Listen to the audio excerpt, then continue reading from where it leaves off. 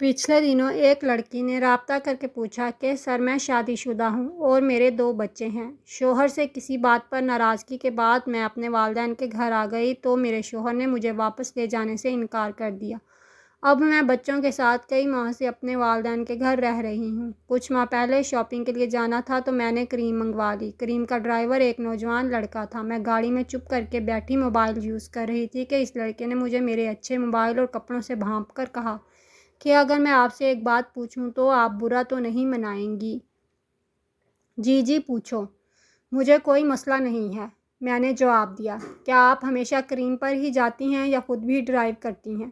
Driver لڑکے نے ڈرتے ڈرتے پوچھا۔ گھر میں گاڑی تو ہے مگر میں آج کل تھوڑی پریشان ہوں، اس لیے ڈرائیونگ سے اوائڈ کرتی ہوں، میں نے بولڈ ہو کر اسے جواب دیا۔ آپ وہیں رہتی ہیں جہاں سے میں نے آپ کو پک کیا تھا؟ شاید اس لڑکے سے میری پریشانی پوچھنے کی تو ہمت نہیں تھی، اس لیے اس نے بات کو بڑھاتے ہوئے مزید پوچھا۔ جی میں وہیں رہتی ہوں، جس پلازے کے سامنے سے آپ نے مجھے پک کیا تھا وہ ہمارا ہے، اس کے پیچھے ہی میرا گھر ہے، میں نے جواب دیا۔ میں نے یہ ساری انفارمیشن لاشعوری طور پر شیئر کی تھی۔ تب تک مجھے یہ اندازہ نہیں تھا کہ کسی اجنبی کو اتنی انفارمیشن دینے سے اس قسم کا مسئلہ بھی ہو سکتا ہے۔ پلازے والی بات سن کر اس لڑکے کی آنکھیں چمک اٹھیں۔ وہ ساری دکانیں اور اوپر کے فلیٹس بھی آپ کے ہی ہیں؟ ڈرائیور لڑکے نے مجھ سے پوچھا۔ پلازے میں سب کچھ آتا ہے، میں نے مسکراتے ہوئے جواب دیا۔ تب تک میرے ذہن میں صرف یہ تھا کہ یہ لڑکا صرف کریم کا ڈرائیور ہے اور پتہ نہیں دوبارہ کبھی میری اس سے بات ہوتی بھی ہے یا نہیں۔ مارکیٹ پہنچ کر جب میں اس لڑکے کی گاڑی سے اترنے لگی تو اس نے مجھ سے کہا کہ آپ میرا پرسنل نمبر بھی لے لیں، جب آپ کو ڈرائیور کی ضرورت ہو تو مجھے کال کر لیا کریں۔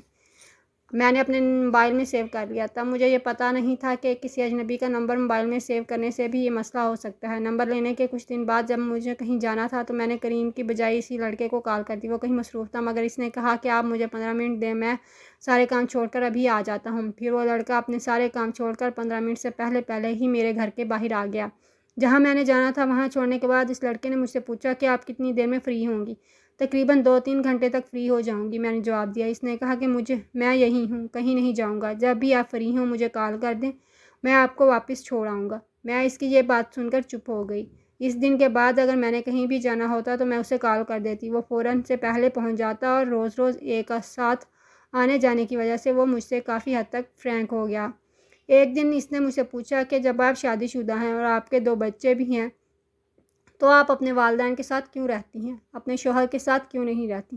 کافی حد تک تعلق بن جانے کی وجہ سے میں نے اسے بتا دیا کہ میں اپنے شوہر سے ناراض ہو کر آئی ہوں اور وہ مجھے واپس لے کر نہیں جا رہا۔ اس لڑکے نے آہستہ آہستہ پہلے میرا درد سنا، پھر ایک دن کہنے لگا کہ میں نے آپ سے بات کرنی ہے۔ میں نے کہا کرو، کیا بات کرنی ہے؟ تو اس پر وہ رونے لگا، کہنے لگا کہ مجھے آپ سے محبت ہو گئی ہے، وہ شخص کتنا بدنصیب ہے جو مجھے اپنے بچوں کو باپ کا پیار نہیں دے رہا۔ میں کوئی ایسا ویسا لڑکا نہیں ہوں، میں آپ سے شادی کرنا چاہتا ہوں، شادی کر کے میں آپ اور آپ کے بچوں کا سہارا بننا چاہتا ہوں۔ لڑکی نے مزید بتایا کہ سر، میں اس کی یہ بات سن کر ڈر گئی۔ میں نے کہا کہ تم اپنی عمر دیکھو اور میری عمر دیکھو، تم مجھ سے پورے 5 سال چھوٹے ہو، ویسے بھی تمہارے گھر والے تمہاری شادی 1-2 بچوں کی ماں سے کیوں کریں گے؟ وہ مزید رونے لگا، کہنے لگا کہ میرے گھر والے ہیں، میں انہیں جیسے تیسے کر کے منا لوں گا، اگر وہ نہ بھی مانے تو بھی میں آپ سے شادی کر لوں گا، بس آپ اپنے شوہر سے طلاق لے کر مجھ سے شادی کر لیں، مجھے ایک موقع دیں، میں ساری عمر آپ کو کوئی دکھ نہیں دوں گا۔ میں نے اس کی بات سنی اور کہا کہ مجھے سوچنے کا موقع دو۔ سر، آپ کو پتہ ہے کہ لڑکیوں کا دل کتنا کمزور ہوتا ہے، یہ لڑکوں کے آنسو دیکھ کر دھڑکنا بند کر دیتا ہے، میرے ساتھ ہی ایسا ہوا، مگر چونکہ میں چپ رہی، اسے فوراً کوئی جواب نہ دیا تو وہ جب بھی مجھ سے ملتا ہے تو رونے لگتا ہے، میرے پاؤں پکڑ کر کہتا ہے کہ میں سچا ہوں، میرا یقین کریں۔ لڑکی نے مزید بتایا کہ سر، میں کسی سے مشورہ لینا تو دور کی بات ہے، یہ مسئلہ کسی کو بتا بھی نہیں سکتی، سوچ کر میرا ذہن سن ہو گیا ہے کہ آیا وہ لڑکا مجھ سے سچی محبت کرتا ہے یا نہیں۔ سوچا آپ سے مشورہ کر لوں، آپ ہی بتائیں کہ میں کیا کروں۔ بس ایک بات جو آپ کو بتانا چاہتی ہوں وہ یہ کہ وہ اکثر مجھ سے باتوں میں پوچھتا ہے کہ آپ لوگ صرف 2 بہن بھائی ہو تو آپ کا اس جائیداد میں کتنا حصہ ہے، پلازے کا کرائے میں سے تمہیں کتنا حصہ ملتا ہے، شادی کے بعد ہم یہ کاروبار کر لیں گے، چونکہ وہ گاڑی کریم کے لیے چلاتا ہے وہ کسی اور کی ہے۔ اس کی کچھ باتوں پر مجھے اس پر تھوڑا ڈاؤٹ ہوتا ہے، مگر میرا دل چونکہ اس کے ساتھ ملا ہوا ہے اس لیے مجھے صحیح سے سمجھ نہیں آتی۔ آپ کو اس لڑکے میں کیا اچھا لگتا ہے؟ میں نے اس لڑکی سے پوچھا۔ وہ باتیں بہت اچھی کرتا ہے، لڑکی نے جواب دیا۔ میں نے کہا کہ ایک تو لڑکوں کی باتیں لڑکیوں کو برباد کر دیتی ہیں، کسی کا باتوں سے اچھا لگنا कोई बड़ी बात नहीं है। इस पर इस लड़की ने कहा कि सर वो मेरे पाँव में सर रख कर रोता है, भला कभी कोई झूठा भी किसी के पाँव में सर रख कर रो सकता है। मैंने जवाब दिया कि वो आपके पाँव में सर रख कर नहीं है बल्कि प्लाज़े के पाँव में सर रख कर रोता है।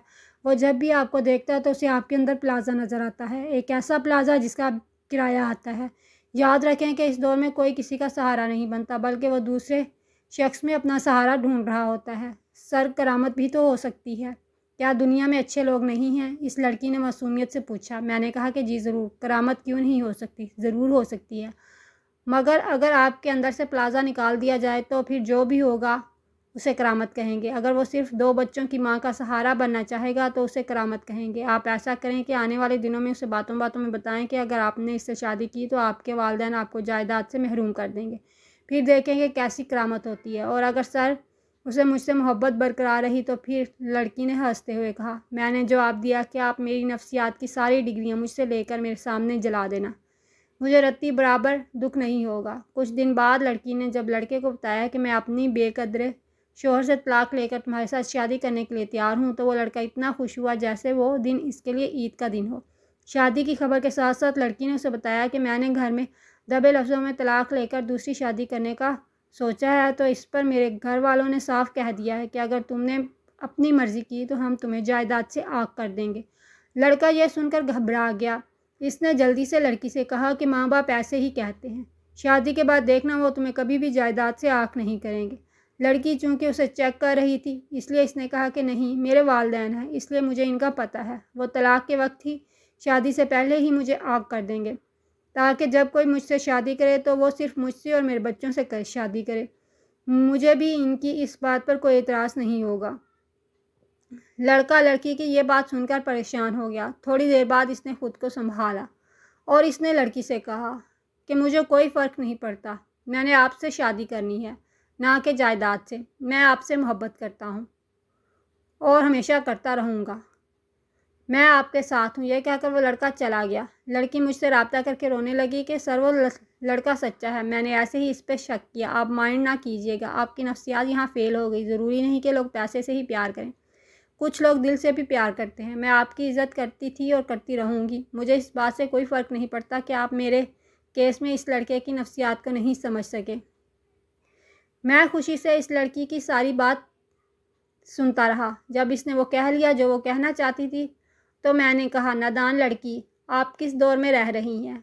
ये मतलब परस्ती का दौर है, यहाँ बगैर किसी मतलब के कौन किसी का बनता है। आप इस लड़के की बातों में आ गई हैं। अभी तो इसने कहा है, कुछ किया तो नहीं है, अभी कुछ दिन ठहरें। वो लड़का जो आपकी तरफ भागता था दूसरी तरफ भागेगा, कुछ दिनों में वो मसरूफ़ हो जाएगा और ऐसा मसरूफ़ होगा कि गायब भी हो जाएगा। लड़की चुप कर गई। फिर 1 माह बाद इसने रब्ता करके बताया कि सर मुझे माफ़ कर दें, आपकी नफ्सियात जीत गई और मेरी मोहब्बत हार गई।